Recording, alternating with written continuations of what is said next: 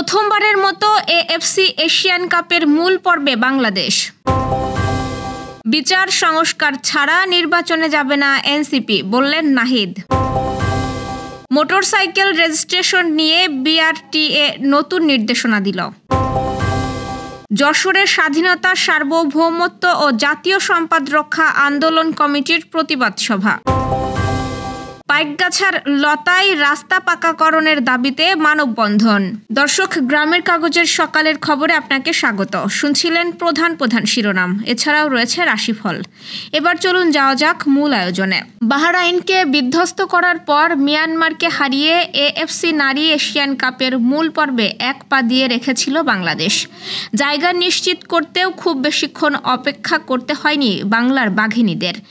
বুধবার সি গ্রুপের আরেক ম্যাচে বাহরাইনের বিপক্ষে তুর্কমেনিস্তান ড্র করায় প্রথমবারের মতো এএফসি নারী এশিয়ান কাপে জায়গা করে নিল লাল সবুজরা। এএফসির নিয়ম অনুযায়ী দুই দলের পয়েন্ট সমান হলে গোল ব্যবধানের আগে বিবেচনায় আসে মুখোমুখি ম্যাচের ফলাফল। বাহরাইনের পর মিয়ানমারকে হারানোই এই দুই দল বাংলাদেশের সমান পয়েন্ট পেলেও গ্রুপ চ্যাম্পিয়ন হতে পারত না। বাকি ছিল তুর্কমেনিস্তান, কিন্তু দুই ম্যাচ শেষে তাদের পয়েন্ট মাত্র এক হওয়ার আগেই লড়াই থেকে ছিটকে যায় তারা। ফলে শেষ ম্যাচের ফলাফল কোনো কাজেই আসছে না।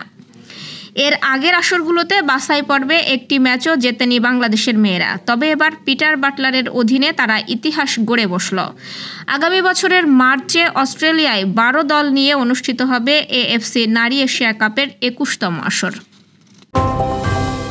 জাতীয় নাগরিক পার্টির আহ্বায়ক নাহিদ ইসলাম বলেছেন, বিচার সংস্কার ও নতুন সংবিধান রচনা বাদ দিয়ে নির্বাচন হলে আমরা সেই নির্বাচনে অংশগ্রহণ করব না, আর সেই নির্বাচন জনগণের নির্বাচনও হবে না।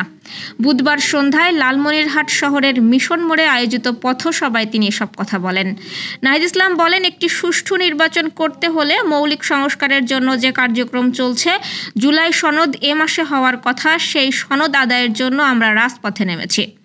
তিনি বলেন, সময়ের প্রয়োজনে বাংলাদেশের মানুষের আহ্বানে এবং শত শত শহীদের আত্মত্যাগের ঋণ শোধ করতে আমাদের দল গঠন করতে হয়েছে, যাতে আপনারা একটা বিকল্প পান, একটা বিকল্প নেতৃত্ব বেছে নিতে পারেন। আমাদের সহায়তা করুন, সহযোগিতা করুন। বাংলাদেশের তরুণরা যে স্বপ্ন নিয়ে বাংলাদেশকে এগিয়ে নিয়ে যেতে চাচ্ছে, সেই লড়াই আমরা আপনারা একসঙ্গে থাকব।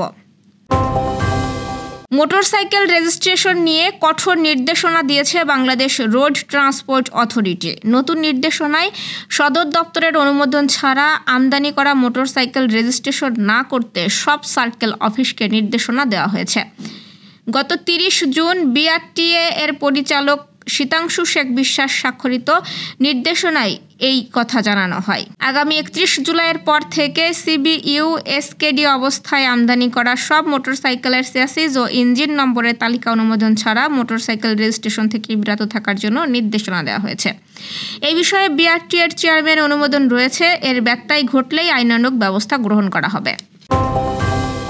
নিউ মুরিং বন্দর বিদেশিদের হাতে দেয়া করিডোরের নামে মার্কিন ঘাঁটি করার চক্রান্তের প্রতিবাদ, দেশে অব্যাহত মব সন্ত্রাস, নারী ধর্ষণ, ভাস্কর্য ভাঙা, সাম্প্রদায়িক নিপীড়ন, বাউল আখড়া, রবীন্দ্র কমপ্লেক্সে হামলা সহ দেশের সামগ্রিক পরিস্থিতিতে যশোর টাউন হল ময়দানে প্রতিবাদ সমাবেশ অনুষ্ঠিত হয়েছে। স্বাধীনতা, সার্বভৌমত্ব ও জাতীয় সম্পদ রক্ষা আন্দোলন কমিটির উদ্যোগে এ আয়োজন হয়। গণসংগীত পরিবেশনের পর শতকণ্ঠে জাতীয় সঙ্গীতের মাধ্যমে আলোচনা সভা শুরু হয় আন্দোলন কমিটির আহ্বায়ক অ্যাডভোকেট মাহমুদ হাসান বুলুর সভাপতিত্বে। বক্তারা বলেন, বৈষম্য বিরোধী আন্দোলনের মাধ্যমে অর্জিত বর্তমান সরকারের ভূমিকা জন আকাঙ্ক্ষার বিরুদ্ধে চলে যাচ্ছে। এই পরিস্থিতির উত্তরণে দ্রুত নির্বাচন দিয়ে রাজনীতিবিদদের হাতে ক্ষমতা হস্তান্তর করতে হবে।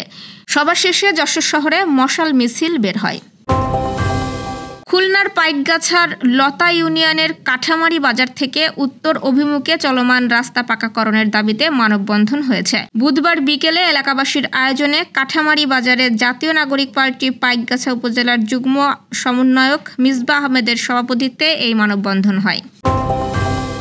দর্শক, এই পর্যায়ে জেনে নিব কেমন যাবে আপনার আজকের দিন, অর্থাৎ 3রা জুলাইয়ের রাশিফল। মেষ রাশির মন প্রফুল্ল থাকবে। প্রিয়জনের সঙ্গে সুসম্পর্ক বজায় রাখুন। কাজের জায়গায় মানিয়ে চলার চেষ্টা করুন। ব্যবসায়ে সাফল্য লাভের সুযোগ তৈরি হবে। আয় ব্যয়ের ভারসাম্য বজায় থাকবে এবং সাংসারিক শান্তি বজায় থাকবে। বৃষ রাশির মানসিক অস্থিরতা নিয়ন্ত্রণে রাখার চেষ্টা করুন, নিজের প্রতি আত্মবিশ্বাস বাড়ান, প্রতিটি পরিকল্পনা ধীরস্থিরভাবে গ্রহণ করুন, আর্থিক পরিস্থিতি আপনার অনুকূলে থাকবে এবং আবেগ নিয়ন্ত্রণে রাখুন।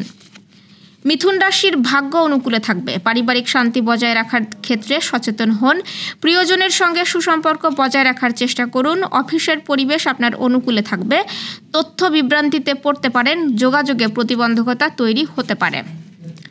কর্কট রাশির আর্থিক অবস্থান বেশ সুদৃঢ় হবে, সাংসারিক পরিবেশ আপনার অনুকূলে থাকবে, প্রিয়জনের সঙ্গে সুসম্পর্ক বজায় থাকবে, ভ্রমণের বেশ ভালো সুযোগ থাকবে, বিনিয়োগ সংক্রান্ত বিষয়ে সতর্ক থাকবেন এবং শারীরিক বিষয় নিয়ে মানসিক চাপ অনুভব করতে পারেন। সিংহ রাশির নিজের প্রতি আত্মবিশ্বাস বাড়বে, আত্মীয় স্বজনের সঙ্গে সুসম্পর্ক বজায় রাখার চেষ্টা করুন, স্পষ্ট কথা বলা থেকে বিরত থাকুন এবং রোমান্টিক সম্পর্কে টানাপোড়েন থাকবে। কন্যা রাশি প্রিয়জনের সঙ্গে ইতিবাচক মনোভাব ব্যক্ত করুন, ব্যবসায়ে সাফল্য লাভের সম্ভাবনা আছে, উচ্চশিক্ষায় অগ্রগতি হবে, পরিকল্পনা অনুযায়ী কাজের বাস্তবায়ন করা কঠিন হবে, যোগাযোগে প্রতিবন্ধকতা তৈরি হতে পারে। তুলা রাশির দাম্পত্য জীবনে সহনশীলতা বাড়াতে হবে, নিজেকে শান্ত রাখার চেষ্টা করুন, ব্যবসায়ে ভালো অগ্রগতি হবে এবং প্রিয়জনের সঙ্গে সুসম্পর্ক বজায় রাখা কঠিন হবে। অফিস বা কর্মস্থলে কর্তৃপক্ষের সঙ্গে সুসম্পর্ক বজায় থাকবে, বিনিয়োগ সংক্রান্ত বিষয় নিয়ে সমস্যা তৈরি হতে পারে।